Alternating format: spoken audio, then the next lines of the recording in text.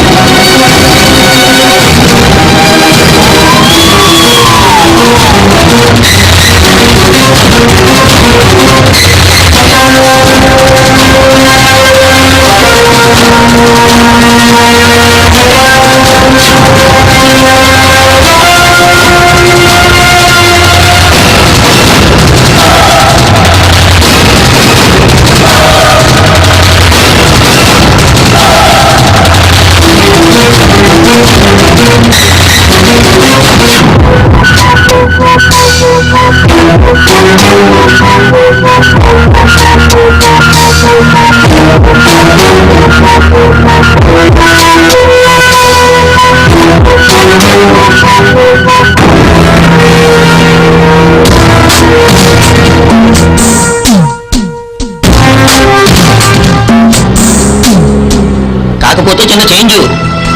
పెళ్లి కొడుకు నువ్వనుకుంటున్నట్టుగా నువ్వు ప్రేమించిన ఈ కుర్రాడు కాదు. అదిగో ఆ దుబాయ్ షేక్.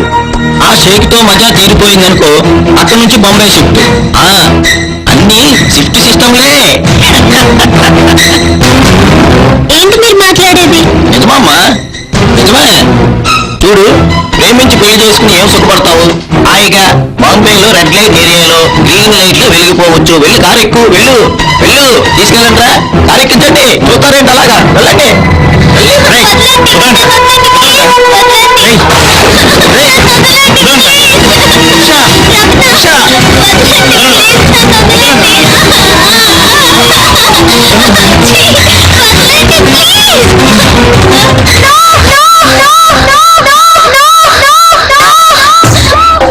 ఇప్పుడు అర్థమైందా వాళ్ళు సంఘసేవ ముసుగులో ఎంత దారుణాలు చేస్తారో? అందుకే నా మాట విను, మనకి ఏ ప్రాబ్లం ఉండదు. సారీ అమ్మా, లేట్ అయింది, బయలుదేరమ్మా.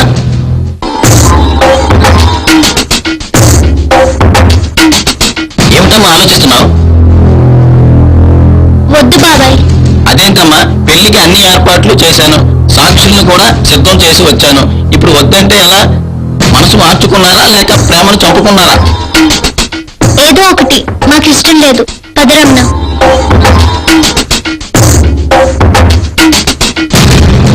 మీలాంటి పిరికి వాళ్ళు ప్రేమించుకోకూడదు.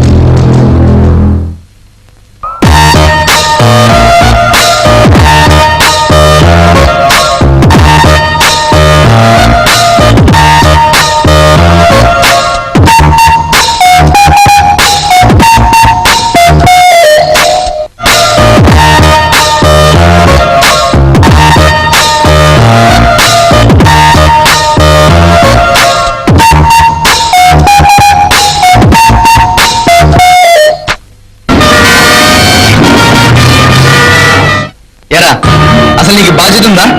అర్ధరాత్రి దాకా జులాయిగా తిరిగి రావడం, 12 గంటల వరకు దున్నపోతులా నిద్రపోవడం. చిచి, నీలాంటి కొడుకు కన్నందుకు నీ సిగ్గుతో చస్తున్నారా? పెళ్లిడికి వచ్చిన చెల్లెలు ఉంది, దానికి పెళ్లి చేయాలని బాధ్యత ఉందారా నీకు? ఏదైనా ఒక ఉద్యోగం సంపాదించుకున్నామని ఆలోచన లేదారా నీకు? దాని పెళ్లికి నా ఉద్యోగానికి ఏమిటి సంబంధం? ఏంటా సంబంధమా? దాని పెళ్లి నీ పెళ్లితో ముడిపెట్టారు వాళ్ళు, మర్చిపోయావా? నువ్వు ఏదో ఒక ఉద్యోగం సంపాదించుకుంటే నీ జీవితంతో పాటు దాని జీవితం కూడా బాగుంటుంది. చేస్తావు పెళ్లి, నీకంటూ బాధ్యత ఉంటే ఈ పాటికి ఏదో ఒక ఉద్యోగం సంపాదించుకునేవాడివే. చూడండి, ఇలాంటి లింకులు అంటే నాకు ఇష్టం ఉండదు. మంచి సంబంధం తీసుకొచ్చి పెళ్లి చేస్తాను.